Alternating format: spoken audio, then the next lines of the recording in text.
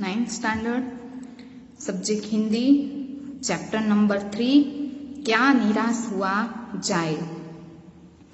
लेखक का नाम है हजारी प्रसाद द्विवेदी और इस पाठ का साहित्य प्रकार है निबंध। पहले लेखक परिचय देखते हैं तो उनका जन्म सन 1907 ईस्वी सन और उनका निधन सन 1969 ईस्वी सन। आचार्य हजारी प्रसाद द्विवेदी का जन्म बलिया उत्तर प्रदेश जिले के दुबे का छपरा नामक गांव में हुआ था। पारिवारिक परंपरा अनुसार संस्कृत का अध्ययन शुरू करके उन्होंने हिंदू काशी विश्वविद्यालय से ज्योतिषाचार्य की परीक्षा उत्तीर्ण की। गुरुदेव रविंद्रनाथ के आश्रम में 1940 ईस्वी सन से 1950 ईस्वी सन तक हिंदी भवन के निर्देशक रहे। तत्पश्चात काशी हिंदू विश्वविद्यालय वाराणसी एवं पंजाब विश्वविद्यालय चंडीगढ़ में हिंदी विभाग के प्रोफेसर तथा अध्यक्ष पद पर कार्य किया। भारत सरकार ने उन्हें पद्म भूषण की उपाधि से सम्मानित किया। कि भारत सरकार ने उन्हें पद्म भूषण की उपाधि यानी अवार्ड भी दिया था। हिंदी साहित्य जगत में द्विवेदी जी एक निबंधकार, उपन्यासकार, समालोचक तथा शोधकर्ता, इतिहासकार के रूप में प्रचलित है। यहाँ पे उनकी बहुत सारी रचनाएं जो हैं उनका वर्णन किया है कि अशोक के फूल, विचार प्रवाह, कुटज, कल्पलता आदि उनके निबंध संग्रह है। बाण भट्ट की आत्मकथा, पुनर्नवा, चारू चंद्रलेख, अनाम दास का पौधा, उपन्यास तथा कबीर सूरदास, हिंदी साहित्य का आदिकाल, साहित्य सहचर, हिंदी साहित्य, उसका उद्भव और विकास आदि आलोचना तथा इतिहास ग्रंथ है। कि यहाँ पे प्रस्तुत निबंध जो है उसमें द्विवेदी जी ने ये समझाया है कि तत्कालीन भारतीय समाज में यानी कि हाल का हमारा भारतीय समाज जो है उसमें व्याप्त यानी कि फैला हुआ अनाचार केवल बाहरी स्तर पर है। कि वास्तव में आज भी लोगों में मानवीय मूल्यों के प्रति आस्था कायम है। अपने जीवन में घटित कुछ घटनाओं के द्वारा बताया है कि हमें निराश नहीं होना चाहिए, अपितु हमें जीवन के प्रति आस्थावान बने रहना चाहिए। ये पाठ का शीर्षक क्या है? क्या निराश हुआ जाए। ये प्रश्न किया है कि कोई भी मनुष्य के जीवन में ऐसा जरूरी नहीं है कि सुख ही सुख हो, दुख भी आते हैं। तो ऐसी परिस्थिति में क्या हमें निराश हो जाना चाहिए? ऐसा हजारी प्रसाद द्विवेदी जी हमें समझाते हैं। कि इस निबंध में वो क्या कहना चाहते हैं कि आज हमारे समाज में हम देखते हैं तो अनेक बुराइयां आ गई है। झूठ, चोरी, बेईमानी, धोखेबाजी, भ्रष्टाचार आदि घटना जो है वो हर दिन बनती ही रहती है और अखबार के अंदर भी हम देखते हैं तो ऐसी ही घटनाएं हमें देखने को मिलती है। लेकिन इसका अर्थ ये नहीं है कि समाज में अच्छी बातें नहीं हो रही है। ऐसा नहीं है कि हमारा भारतीय समाज जो है वो पूरी तरह से खराब हो गया है, उसमें खराब ही कार्य होते हैं, ऐसा नहीं है। कि हमारे समाज के अंदर आज भी कुछ अच्छे व्यक्ति, अच्छे तत्व बचे हुए हैं। इसलिए हमें निराश होना चाहिए नहीं कि हमारा समाज जो है वो पूरी तरह से बिगड़ नहीं गया, बल्कि आज भी हमारे समाज के अंदर ऐसे कई व्यक्ति हैं जो अच्छे कार्य करते हैं। तो उनके जीवन में उन्होंने जो अनुभव किया, हजारी प्रसाद द्विवेदी ने जो अनुभव किया उसका भी वर्णन उन्होंने इस पाठ के अंदर किया है। तो आइए पाठ देखते हैं। मेरा मन कभी कभी बैठ जाता है। कौन कहता है? ये लेखक। कि मन बैठ जाना मुहावरा है जिसका अर्थ होगा उदास हो जाना अथवा मन भारी हो जाना। कि लेखक क्या कहते हैं कि कभी कभी मेरा मन जो है वो उदास हो जाता है। कि लेखक का मन उदास होने का कारण क्या है? कि समाचार पत्र में ठगी, डकैती यानी डाका डालना, चोरी, तस्करी यानी भी चोरी ही करना और भ्रष्टाचार के समाचार भरे रहते हैं। कि लेखक का मन क्यों उदास होता है? क्योंकि आज हम न्यूज़पेपर देखते हैं तो उसके अंदर ये सब समाचार ही देखने को मिलते हैं। आरोप प्रत्यारोप का कुछ ऐसा वातावरण बन गया है कि लगता है देश में कोई ईमानदार आदमी ही नहीं रह गया। आरोप और प्रत्यारोप कि एक व्यक्ति दूसरे पर आरोप लगाता है, दूसरा तीसरे पर आरोप लगाता है। बस एक दूसरे के ऊपर आरोप ही लगाते रहते हैं। कोई किसी के बारे में अच्छा नहीं बोलता, बल्कि बुराइयां ही करते रहते हैं। तो ऐसा वातावरण बन गया है कि ऐसा लगता है कि हमारे देश में कोई ईमानदार व्यक्ति बचा ही नहीं है। हर व्यक्ति संदेह की दृष्टि से देखा जा रहा है। संदेह यानी शंका, कि हर व्यक्ति को शंका की दृष्टि से देखा जाता है। कोई किसी के ऊपर विश्वास नहीं करता, हर एक को वहम की शंका की दृष्टि से ही देखा जाता है। जो जितने ही ऊंचे पद पर है उनमें उतने ही अधिक दोष दिखाए जाते हैं। कि जो व्यक्ति, अगर कोई व्यक्ति ऊंचे पद पर बैठा है या प्रतिष्ठित स्थान प्राप्त करके बैठा है तो उसमें अधिक से अधिक दोष दिखाए जाएंगे कि उसकी अच्छी बात कोई देखता नहीं है, बल्कि उसके बुरे दोष जो है वही खोज खोज कर सबके सामने लाए जाते हैं।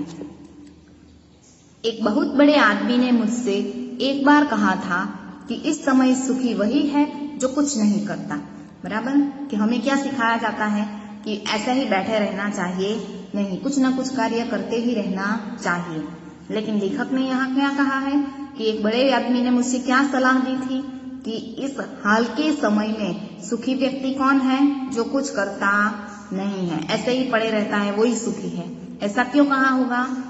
कि जो कुछ भी करेगा उसमें दोष खोजने लगेंगे। सच बात है कि अगर कोई व्यक्ति कोई काम करता है, अच्छा काम करता है, तो उसमें भी दोष खोजने लगेंगे।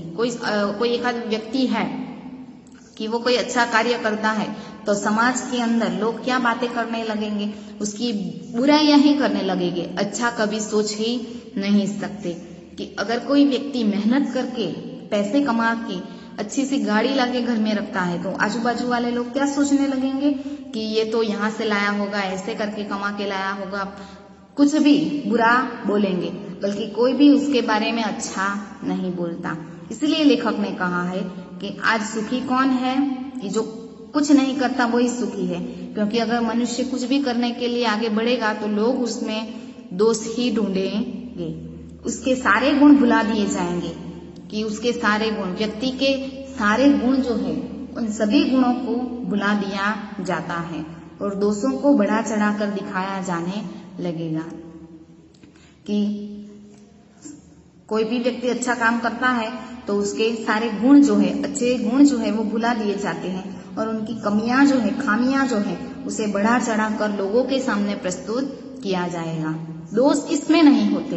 लेखक ने क्या कहा है, प्रश्न किया है हमें कि दोष किसमें नहीं होते? बराबर, सभी में है, मेरे में है, आप में है, हम सब में, समाज के हर एक व्यक्ति के अंदर दोष है। और यही कारण है कि हर आदमी दोषी अधिक दिख रहा है। बराबर, और सभी के अंदर दोष है ही। और यही कारण है कि आदमी जो है यानी व्यक्ति जो है वो दोषी अधिक दिखाई देता है और गुणी कम या बिल्कुल ही नहीं। कि अगर कोई भी व्यक्ति के अंदर हमें कुछ खोजने को बोलेंगे तो उसमें हम सबसे पहले क्या, उसकी खामियां ही दिखाएंगे कि तेरे अंदर ये खामी है, वो खामी है। उसके गुण तो हम बिल्कुल देखेंगे ही नहीं। स्थिति अगर ऐसी है तो निश्चित ही चिंता का विषय है। कि स्थिति अगर ऐसी है तो वाकई में चिंता करने का विषय है। क्या यही भारतवर्ष है जिसका सपना तिलक और गांधी ने देखा था?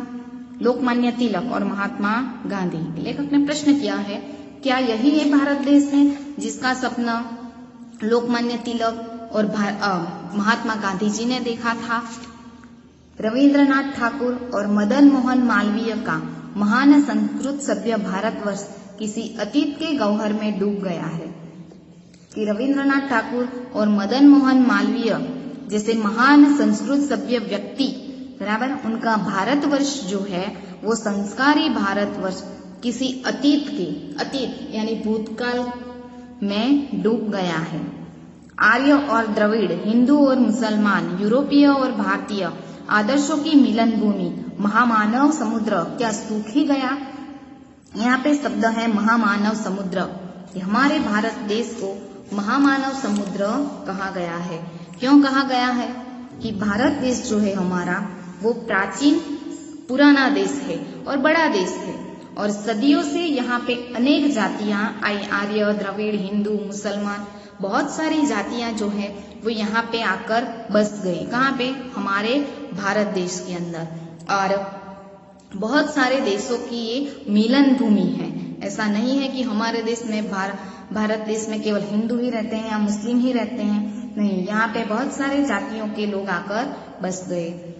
भारतीय सभ्यता में विदेश से आई सभ्यता का भी प्रभाव है, बराबर। हमारी भारतीय संस्कृति के अंदर विदेशों की संस्कृति भी देखने को मिलती है कि आज हम जिस तरह का जीवन जी रहे हैं वो जीवन जो है वो जीवन केवल हमारी भारतीय संस्कृति सभ्यता के आधार पर हम जीते हैं? नहीं, हमारी लाइफ के अंदर हम बहुत सारे ऐसे काम करते हैं जिसमें विदेशी संस्कृति हमें देखने को मिलती है। मैं एक दो उदाहरण देती हूँ आप लोगों को कि अगर हमारे घर परिवार में किसी का भी जन्मदिन हो, आपका हो, हमारे घर में हो, किसी के भी घर में, तो हम क्या करते हैं? केक कटिंग करते हैं, बराबर। तो क्या वो हमारी भारत देश की संस्कृति है? नहीं, कि वो विदेश की संस्कृति है। कि हमारे भारत देश में ऐसी संस्कृति थी ही नहीं, कि वो विदेश से यहाँ पे चली आई है और उसे हमने अपनाया भी है कि हर एक का जन्मदिन हो तो केक कटिंग होता ही है। कि हमारी भारतीय संस्कृति कैसी है? मिलकर रहना, बांटकर खाना। कि पहले हमारे देश में किसी का जन्मदिन हो तो लड्डू बांटे जाते थे। कि लड्डू को किस प्रकार बनाया जाता है? तो अलग अलग कण जो होते हैं उनको इकट्ठा करके एक लड्डू का रूप देते हैं, बराबर। कि अलग अलग जो था उसे इकट्ठा किया, बराबर। जबकि केक के अंदर कैसा होता है? जो इकट्ठा होता है उसे हम अलग करते हैं और उसके बाद लोगों को खिलाते हैं। तो वो हमारी भारतीय संस्कृति नहीं है। कि हमारी भारतीय सभ्यता में, भारतीय संस्कृति में विदेश से आई संस्कृति का प्रभाव भी हमें देखने को मिलता है। पहनावा भी देखो, हम पहनावा जो है वो भी कई प्रकार के विदेश के ही हमने अपना लिए हैं। कि भारतीय संस्कृति में विदेश की संस्कृति जो है वो मिल गई है, मिक्स हो गई है। कि भारतीय समाज में देसी विदेशी तरह तरह के लोग आए और यहाँ पे समा गए, इसीलिए भारत को महामानव समुद्र कहा गया है। प्रश्न है आपको कि भारत को महामानव समुद्र क्यों कहा गया है? तो मैंने जितनी भी बातें आप लोगों को समझाई वो आप लिख सकते हैं। तो मेरा मन कहता है ऐसा हो नहीं सकता। हमारे महान मनीषियों के सपनों का भारत है और रहेगा। कि लेखक क्या कहते हैं कि नहीं, हमारा जो भारत देश है, महामानव समुद्र है, वो सूखा नहीं है। मेरा मन कहता है कि हमारे सपनों का भारत महान व्यक्तियों के, मनीषी शब्द का अर्थ क्या होगा? तो पंडित, मेधावी, बुद्धिशाली व्यक्तियों के सपनों का भारत जो है वो था और हमेशा रहेगा। आज हम यहीं तक देखते हैं, अगले वीडियो में नेक्स्ट देखेंगे। Thank you.